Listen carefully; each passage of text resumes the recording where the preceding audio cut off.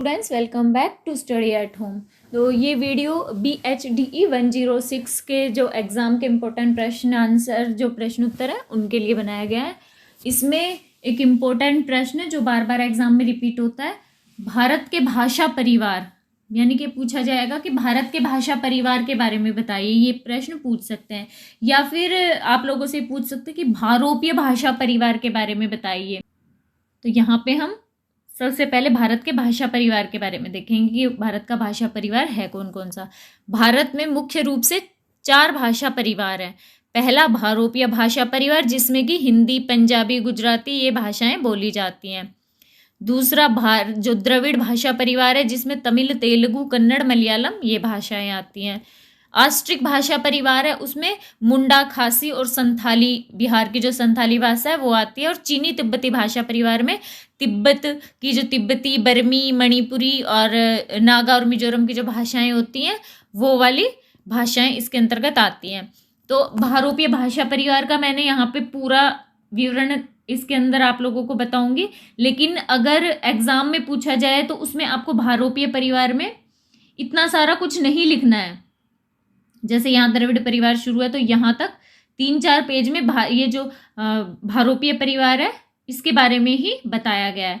तो अगर भारत का भाषा परिवार पूछेंगे तो उसमें भारोपीय भाषा परिवार के बारे में आपको लिखना है, तो इसमें आपको थोड़ा सा यहाँ तक लिख देना है बस कि भारोपीय भाषा परिवार के बारे में जो बताया जाएगा वो, और इसके कौन कौन से वर्ग हैं, इतना इन वर्गों का विवरण देने की जरूरत आपको नहीं है। तो चलिए पहले हम देखते हैं भारोपीय भाषा परिवार क्या है। अगर भारोपीय भाषा परिवार के बारे में खाली पूछा जाएगा तो आपको ये सब इसके अंदर लिखना होगा। भारोपीय भाषा परिवार क्या है? भारतीय आर्य भाषाएं इस भारोपीय भाषा परिवार के अंतर्गत ही आती हैं। ये भाषा परिवार विश्व का प्रमुख भाषा परिवार है। इसके अंतर्गत जो भाषाएं बोली जाती हैं वो है पुरानी लैटिन, ग्रीक, संस्कृत जो प्राचीन भाषाएं हैं, और जो आधुनिक भाषाएं उनमें हिंदी, अंग्रेजी, फ्रांसीसी, जर्मन, फारसी ये भी इसके अंतर्गत ही बोली जाती हैं। ये भाषाएं शब्दावली व वाक्य स्तर पर एक समान होने के कारण एक मूल भाषा से निकली हुई मानी गई है, इसलिए ये एक ही भाषा परिवार में इनको शामिल किया गया है। इनके अनेक शब्दों में समानता मिलती है। संस्कृत को इन सारी भाषाओं की जननी कहा जाता है। जो भारोपीय भाषा परिवार की जो भाषाएं हैं उनकी जननी संस्कृत को कहा जाता है, और इसी के आधार पर कहा जाता है कि जो हिंदी और पंजाबी भाषाएं हैं वो भगिनी या फिर बहनें हैं, या फिर उनको सहोदर भाषा भी कहा जाता है, यानी कि एक ही उदर से जन्मी हुई। तो जैसे इनके अंदर जो समानता है वो हम ऐसे देख सकते हैं कि संस्कृत, अंग्रेजी, फारसी, रूसी और लैटिन और फ्रेंच में जो कुछ शब्द हैं तो उन शब्दों की कुछ समानता है। तो देखिए जैसे संस्कृत में भ्राता, भाई को क्या भ्राता कहा गया है, और अंग्रेजी में ब्रदर कहा गया है, और रूसी में ब्रात, और लैटिन में फार्टर।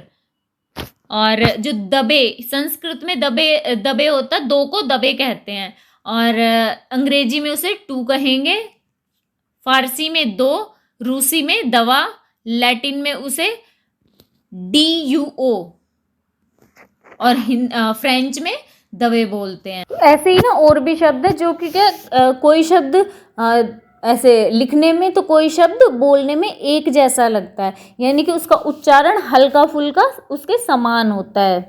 इन भाषाओं में इसी तरह के हजारों शब्द है। भाषा परिवर्तन के कारण इनमें क्या हल्का सा उच्चारण का भेद दिखाई देने, बस थोड़ा सा उच्चारण का भेद दिखता है, बाकी इनमें क्या थोड़ी बहुत समानता नजर आती है।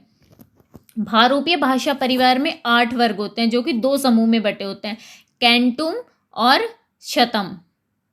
इनमें अंतर इतना ही है कि कैंटुम वर्ग में जो अक्षर होते हैं वो सी से शुरू होते हैं, शी यानी कै से शुरू होते हैं। शतम वर्ग के जो अक्षर होते हैं उनमें कै को श लिखा जाता है। जैसे कि 100 है, 100 को लैटिन में सेंटुम लिखा जाता है, और संस्कृत में शतम लिखा जाता है। परंतु आधुनिक भाषाओं में सी के लिए स का उच्चारण करते हैं। जैसे अब इसमें लैटिन में जो सेंटुम है तो हम इसको जब लिखते हैं लैटिन में तो इसको कैसे लिखेंगे, कैंटुम लिखा जाता है। और जो आधुनिक भाषाएं इसमें कैंटुम की जगह सेंटुम बोला जाएगा। जैसे सेंट को अंग्रेजी में सेंट बोला जाता है, CENT, कैंट, और उस इंग्लिश में इसको सेंट बोलते हैं। भारोपीय परिवार की प्रमुख 8 शाखाएं व 2 वर्ग जो हैं वो निम्न प्रकार हैं। तो ये जो दिया गया है ये आप यहाँ तक बना के बस आपका भारोपीय परिवार के बारे में इतना ही वर्णन लिखना है अगर आपको पूरे भाषा परिवार के बारे में पूछा जाए। लेकिन यहाँ पे पूरा भारोपीय परिवार का ही प्रश्न आ जाएगा, तो आगे जो भारोपीय परिवार के बारे में जो समझाया गया इन भाषा परिवार के जो वर्ग हैं उनका डिटेल में, तो वो भी आप लिख देंगे। भारोपीय भाषा परिवार 2 वर्गों में विभक्त है। पहला है कैंटुम और दूसरा शतम वर्ग। कैंटुम है वो केल्टिक, जर्मनिक, इटैलिक और ग्रीक भाषा है उसके अंतर्गत। और शतम वर्ग है उसमें अल्बेनियन, आर्मेनियन, बाल्टोस्लाविक और भारत ईरानी ये इसकी उपशाखाएं हैं। अब कैंटुम वर्ग में जो भाषाएं हैं उनको डिटेल से देखेंगे। तो पहली है केल्टिक। केल्टिक शाखा मध्य यूरोप की भाषा है, जो कि मूल रूप से अंग्रेज जाति जो थी ना उसको केल्ट कहा जाता था, तो इसलिए उनकी भाषा को केल्टिक कहा गया। ये पहले इंग्लैंड, आयरलैंड, फ्रांस में बोली जाती थी। इसकी प्रमुख जो भाषा होती है वो वेल्स और आयरिश भाषा है। जर्मनिक भाषा। जर्मनिक भाषा ये यूरोप की जर्मनी व जो अंग्रेजी भाषा है वो इसके अंतर्गत आती है, जर्मनिक के अंतर्गत। जर्मनिक शाखा की उत्तरी उपशाखा जो होती है उसमें स्वीडन, डेनमार्क, नॉर्वे होता है, उसकी जो भाषाएं होती है वो आती हैं। स्वीडन, डेनिश व नाइजीरियन जो भाषाएं होती हैं वो आती हैं। इसकी पश्चिमी उपशाखा जो है जर्मनिक की उसमें अंग्रेजी जो भाषा है वो आती थी पहले, जो बाद में जिसे एंग्लो सैक्सन भाषा कहते थे। इसकी जो प्रमुख भाषाएं हैं वो डच व जर्मन होती हैं। और जर्मनिक की पूर्वी उपशाखा की पुरानी जो भाषा थी वो गाथिक थी, लेकिन अब ये जो गाथिक भाषा है ये विलुप्त हो चुकी है, यानी कि अब इसका कोई अस्तित्व नहीं है। नेक्स्ट तीसरी उपशाखा है इटैलिक। इटैलिक शाखा की उपभाषा जो प्रमुख भाषा थी वो लैटिन थी, जो कि धर्म व ज्ञान विज्ञान के लिए संपूर्ण यूरोप में प्रसिद्ध थी, यानी कि वो धार्मिक प्रवृत्ति की ये भाषा ना, धार्मिक ग्रंथ काफी लिखे गए थे इसमें। इसकी प्रमुख भाषाएं थी फ्रेंच, स्पेनिश, इटालियन, पुर्तगाल, रोमानियन आदि। इस शाखा में लैटिन भाषा के जो वर्जिल, होरेस ये साहित्यकार थे, इन्होंने इसके अंदर खूब लिखा था, खूब साहित्य लिखा है इसमें। इसका जो बाइबल का न्यू टेस्टामेंट का सिद्धांत था वो भी लैटिन भाषा में ही लिखा गया है। Next Greek. ग्रीक जो उपवर्ग है यह ग्रीक यूनान का जो क्षेत्र है उसमें फैली हुई है ये जो भाषा की उपशाखा है। ये आधुनिक ग्रीक जो है वो एक प्रसिद्ध व प्राचीन साहित्यिक भाषा है जो ग्रीक शाखा की भाषा है। और यहाँ के जो प्रमुख साहित्यकार थे वो अरस्तु, प्लेटो, सुकरात आदि थे। इनके जो महाकाव्य थे वो इलियड महाकाव्य व ओडिसी, ये वहाँ के जो साहित्यकारों की रचना मिलती है ग्रीक भाषा में। दूसरा वर्ग आ गया कैंटुम वर्ग के बाद, दूसरा वर्ग है शतम वर्ग। शतम वर्ग की जो 4 उपशाखाएं हैं वो है, पहली है अल्वेनियन। अल्वेनियन जो शाखा है उसकी प्रमुख भाषा आधुनिक जो अल्वेनिया में बोली जाती है वो उसकी भाषा है। आर्मीनियन। आर्मीनियन तुर्की के पश्चिम में जो पूर्वी यूरोप है वहां पे बोली जाती है आर्मीनियन भाषा। नेक्स्ट है बाल्टोस्लाविक। यह शाखा पूर्वी यूरोप और रूस में फैली है। इसकी 2 शाखाएं हैं, उपशाखाएं हैं, बाल्टिक और स्लेविक। बाल्टिक जो उपशाखा है वह उत्तर पश्चिमी रूस के लिथुएनिया व लैटिविया की भाषा का समूह है। और जो स्लेविक है वो बुल्गारी या बल्गेरियन, उत्तर में चीन, स्लोवाक, पोलिश, पश्चिमी समूह, इसके अंतर्गत जो भाषाएं बोली जाती है वहां पे ये आती है स्लेविक उपशाखा। स्लेविक उपशाखा बाल्टिक से ज़्यादा बड़े पैमाने पर विस्तृत है, यानी कि जो बाल्टिक उपशाखा है उससे ज़्यादा स्लेविक उपशाखा है वो ज़्यादा प्रसिद्ध है। स्लेविक के पूर्वी समूह की प्रमुख भाषा रूसी भाषा है और इसकी जो प्रमुख भाषा है वो रूसी भाषा है। भारत ईरानी। इसमें ईरान व प्राचीन प्रायद्वीप की अनेक जो भाषाएं हैं वो शामिल है। तो ये आपका भारोपीय भाषा परिवार हो गया।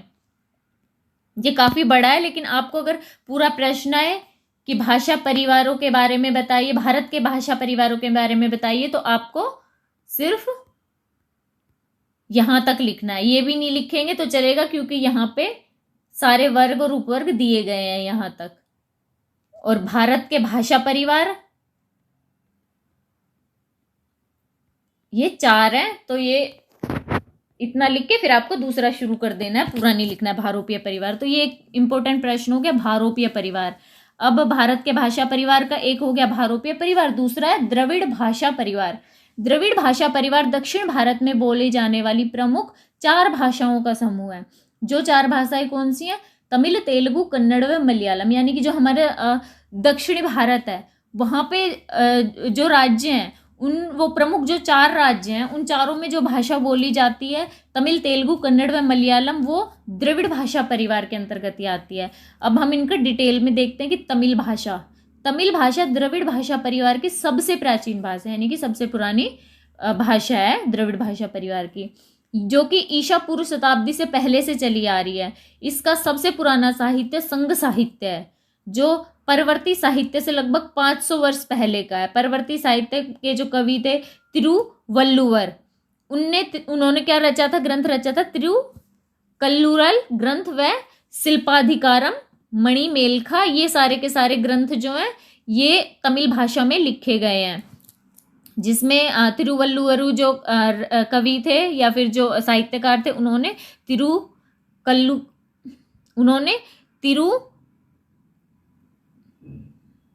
इसमें जो परवर्ती साहित्य था वो बहुत प्रसिद्ध हुआ। वो परवर्ती साहित्य में जो साहित्यकार थे कवि तिरुवल्लुवर, उन्होंने अपना एक काव्य रचा था जिसका नाम था तिरुककुरल।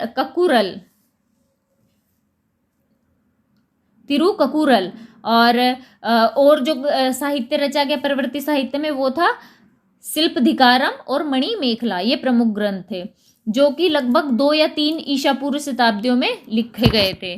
5वीं 6वीं शताब्दी में तमिल साहित्य में क्या भक्ति की लहर आई थी।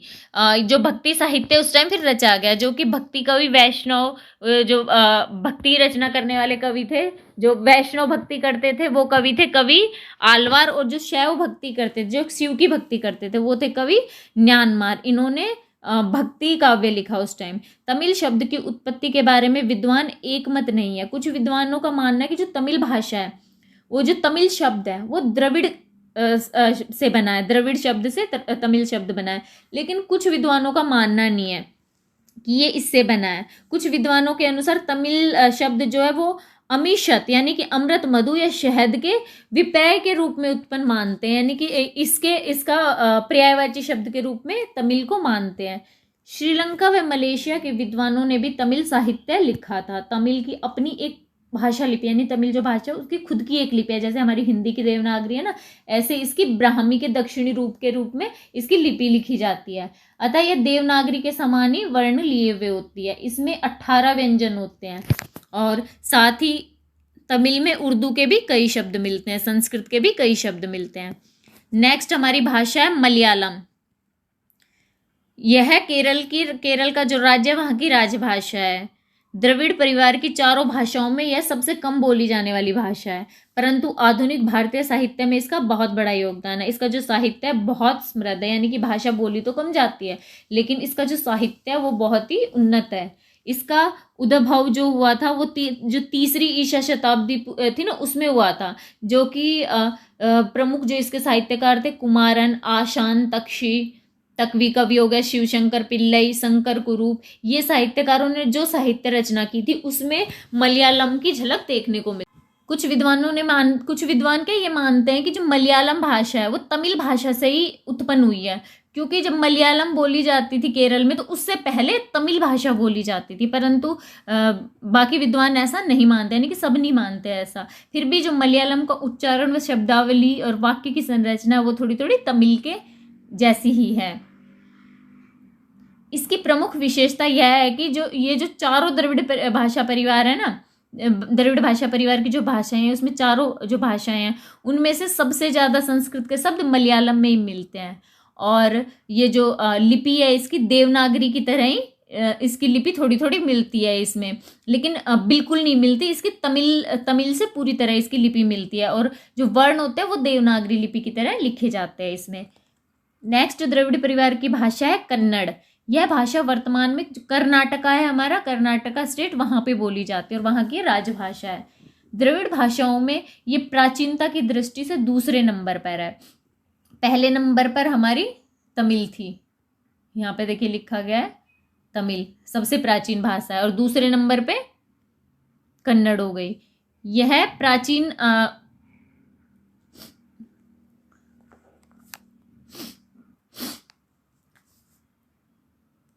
कन्नड़ में लिखे लेख जो हैं वो ईशा की 7वीं शताब्दी के मिलते हैं। उस समय कन्नड़ को ना पुरानी कन्नड़ कहा जाता था, यानी कि हले कन्नड़ कहा जाता था। और उसके बाद जो कन्नड़ आई उसको नई कन्नड़ कहा जाता था, जिसका नाम होस कन्नड़ रखा।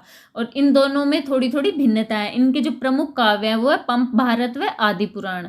कन्नड़ शब्द का जो उद्भव विद्वान मानते हैं वो कर्नाटका से ही मानते हैं, और जो कुछ विद्वान है उनका मानना है कि इसका अर्थ है करु प्लस नाटु, यानी कि शाम प्रदेश। लेकिन विद्वानों ने ये स्पष्ट नहीं किया कि शाम प्रदेश किस तरह से कर्नाटका। तो इसमें भी क्या है, असमंजस बना हुआ है कि ये शब्द भी मान्य हो या ना हो कर्नाटका का। तो इसमें विवादास्पद है ये, क्योंकि जो श्याम प्रदेश है उसका आधार स्पष्ट नहीं है। कन्नड़ की लिपि देवनागरी के जैसी है, इसके कुछ वर्ण थोड़े उससे अलग हैं, जैसे कि हसु ए हसु ओ ल आदि, ये शब्द देवनागरी से अलग हैं।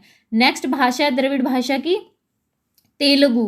तेलुगु द्रविड़ भाषा परिवार में सबसे ज़्यादा भाषा बोलने जाने वाली भाषा, यानी सबसे ज़्यादा बोली जाती है तेलुगु भाषा। ये आंध्र प्रदेश की राजभाषा है, जो कि दक्षिण उड़ीसा, उत्तर तमिलनाडु, पूर्वी कर्नाटका में भी बोली जाती है। तेलुगु का इतिहास विवादास्पद है, यानी कि कंफर्म नहीं कह सकते कि इसके जो इसके साहित्य हैं बिल्कुल इसी टाइम रचे गए, इसके उद्भव होता इस काल में हुआ है।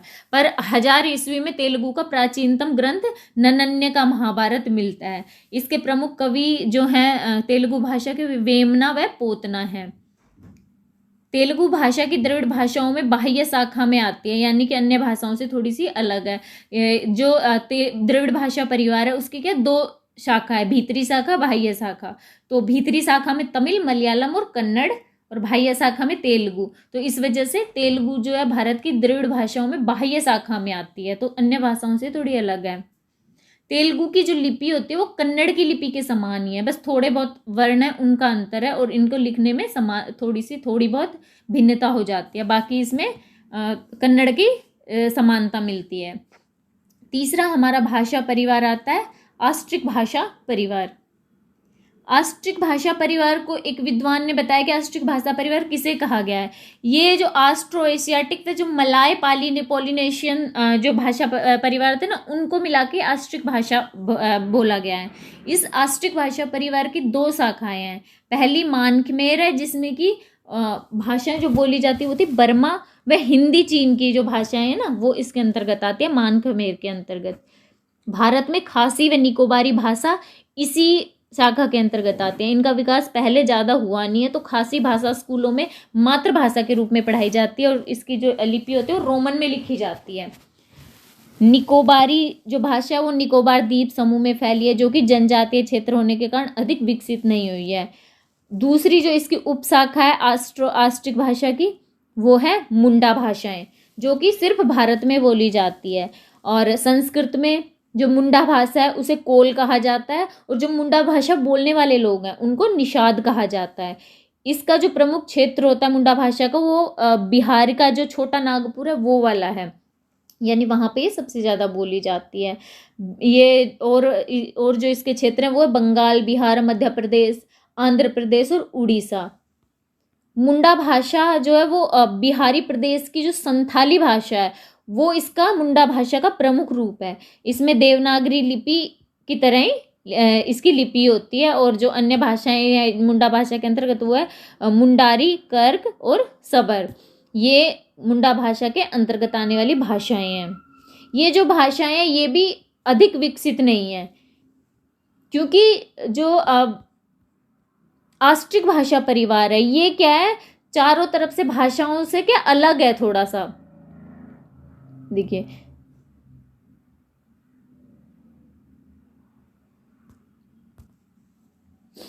ये भाषाएं भी अधिक विकसित नहीं है, पता इन यानी कि जो ये ऑस्ट्रिक भाषाएं हैं ये इनकी दोनों ही उपशाखाएं पूरी तरह से विकसित नहीं है, लेकिन फिर भी क्या है इनका एक विशेष महत्व है, इनमें कई विशेषताएं हैं। और इसकी वजह क्या है कि ये अपने चारों तरफ के इसके चारों तरफ क्या जो भाषाएं फैली है वो आर्य भाषाएं, और आर्य भाषाएं तो आपको पता है प्रसिद्ध हैं, बहुत प्रसिद्ध हैं। तो इस वजह से उन भाषाओं के संपर्क में होने के कारण जो ये ऑस्ट्रिक भाषा परिवार है इसकी भाषाएं कुछ विशेषता लिए हुए हैं, यानी कि विशेष हो गई हैं। तो ये हमारा ऑस्ट्रिक भाषा परिवार हो गया। नेक्स्ट हमारा लास्ट भाषा परिवार है चीनी तिब्बती भाषा परिवार। चीनी तिब्बती जैसे नाम से स्पष्ट है, चीन की तरफ की और तिब्बत के तरफ की, यानी कि ये भाषाएं इसके अंतर्गत आती हैं।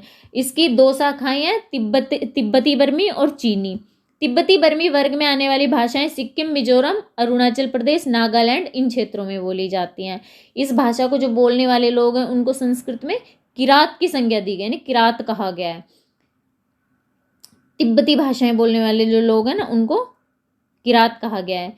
ये जो भाषाएं प्रमुख रूप से जनजातीय क्षेत्रों में बोली जाती है, इसलिए इनका जो साहित्य है वो विस्तृत नहीं मिलता, क्योंकि कई कई इनकी भाषाएं ऐसी हैं जो अलिखित हैं कि उन्हें लिख नहीं पाए हैं, कोई लिख नहीं सका, तो इसलिए इनका साहित्य भी इतना फैला हुआ नहीं है, विस्तृत नहीं है। इनमें जो भाषाएं हैं, इन भाषाओं में प्रमुख है मणिपुरी सबसे विस्तृत भाषा, सबसे ज़्यादा विस्तृत इनमें मणिपुरी भाषा है। और वहाँ पे क्या है, उच्च शिक्षा भी मणिपुरी भाषा में दी जाती है, ये इतनी विस्तृत है।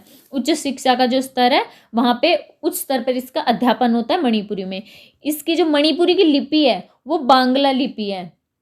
नेक्स्ट, मिजोरम में मिजो भाषा बोली जाती है जो कि रोमन लिपि में लिखी जाती है। नागालैंड में आओ अंगामी, अरुणाचल प्रदेश की आदि, मिशमी, वांचू, नेपाल की नेवारी, सिक्किम में लेपचा, भोटिया, असम की जो भाषा बोडो, गारो और तिब्बती बर्मी जो और भाषाएं हैं वो इसी भाषा परिवार के अंतर्गत आती है, चीनी तिब्बती भाषा परिवार के अंतर्गत।